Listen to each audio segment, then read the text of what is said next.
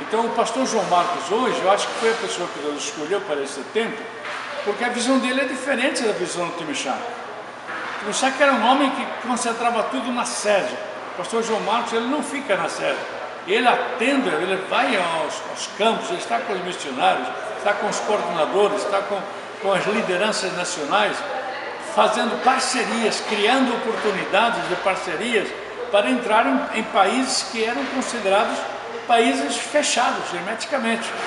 Um exemplo disso são países como o Irã, como a Coreia do Norte, como o Vietnã, como a Malásia, países da Ásia, países fechados onde nós estamos entrando agora e levando esse evangelho para que Cristo possa voltar.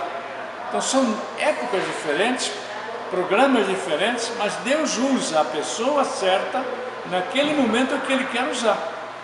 Então eu sou um visionário que crê que a obra é netamente divina e Deus é que sabe o momento certo para aquela pessoa certa ficar à frente da Junta de Missões Mundiais. Esse é o meu grupo de interesse que eu dou para as igrejas, ou para os pastores, ou nos acampamentos. Eu falo sobre isso. Então eu falo como Deus usa. Por exemplo, hoje nós somos a única junta que envia sustento para missionários fora. Nenhuma junta missionária está autorizada pelo Banco Central a enviar o sustento para fora. E nós conseguimos isso, não através do Congresso Nacional, onde a gente mandou um projeto pedindo que eles autorizassem, analisassem e enviassem ao Banco Central. Mas teve sempre um relator desse projeto que era anticristão, chamado Miguel Arraes. É um comunista, anticristão, e sempre se opôs a que esse projeto fosse aprovado na Câmara. Até que foi jogado lá para o Banco Central como um programa para ser encostado lá.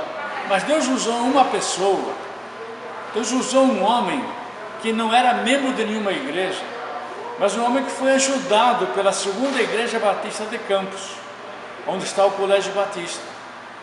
Esse homem, quando era criança, ele saiu de uma cidade no interior, creio que Porciúncula, e veio estudar no Colégio Batista em Campos. De uma família o adotou. Os pais dele não tinham recursos para ele estudar. E essa família, então, lá da segunda Igreja de Campos, levou ele para sua casa.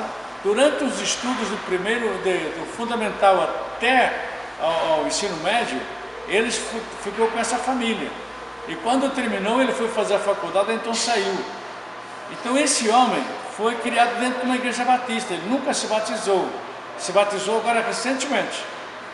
Agora, só que esse homem era um dos diretores do Banco Central. Um dia ele encontrou esse projeto nosso lá jogado, que a Câmara não aprovou.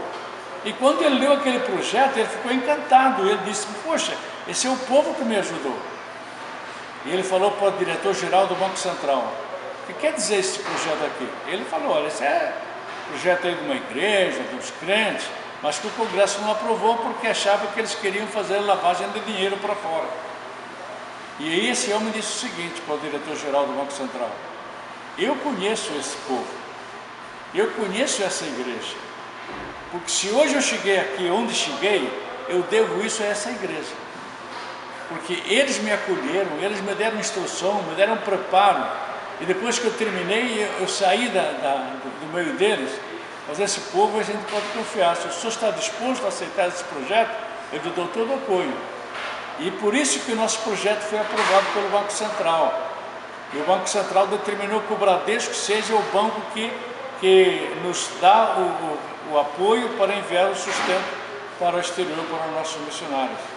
São coisas, irmão Vital, que aconteceram nessa época, que a gente fica imaginando como Deus escreve certo por linhas tortas, né? A gente às vezes fica pensando, mas não é por esse meio, não é por aqui. Para Deus é. Deus escreve certo através de linhas tortas, porque Deus é o Senhor da história, Deus é o Senhor de missões, e por isso esse é o meu projeto. O irmão atualmente está fazendo aí um trabalho ainda lá em Cuba, né? O irmão tem ido periodicamente. Faço viagens a Cuba. Não como é que está lá em Cuba? Como é que tá? Não sou mais o coordenador para a área, agora tenho o coordenador é o pastor Rui Oliveira, e o trabalho em Cuba está muito bem. a tal ponto que os batistas brasileiros chegaram em Cuba em 95. Eu levei uma caravana de pastores, a maioria de São Paulo, éramos 26 pastores e a esposa de um deles. E nós fomos para Cuba. Naquela época, em Cuba, você não podia fazer praticamente nada. Você não podia entregar um folheto, você não podia falar em praça pública, só dentro dos templos. E em Cuba, as igrejas não têm quase templos. Da Revolução de 59 para cá, foram proibidos construir-se templos.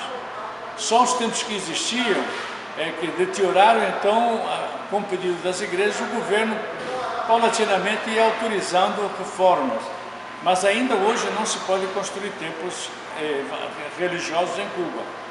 Mas houve um grande avanço, porque hoje você pode entregar folhetos na rua, hoje você pode pregar na rua, hoje o governo faz vista grossa a tudo, porque ele vê que o povo evangélico não é um povo perigoso, não é pernicioso, então ele permite.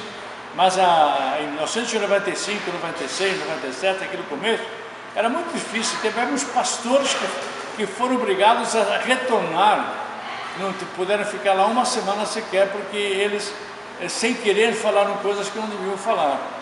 E aí com os cubanos não tinha jeito.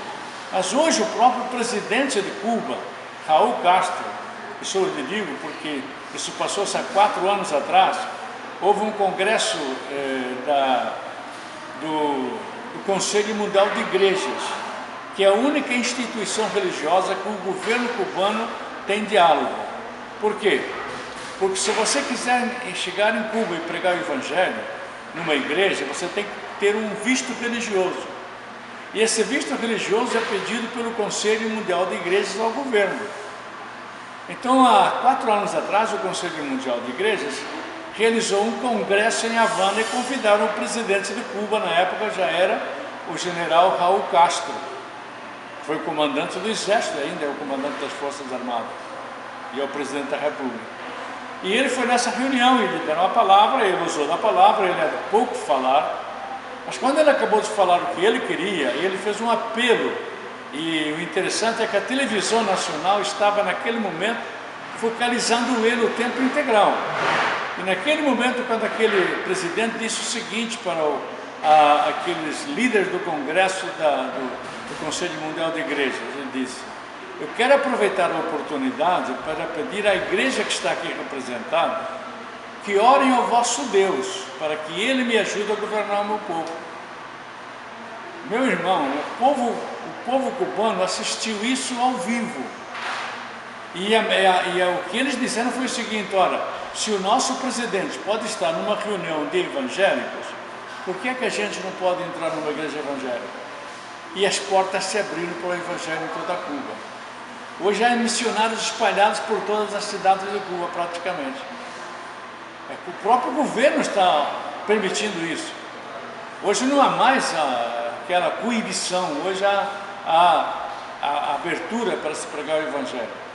Então o evangelho em Cuba está muito bem, é o país que os batistas brasileiros mais conseguem resultados, tanto de batismos como de decisões de organizações de igrejas e congregações, é em Cuba.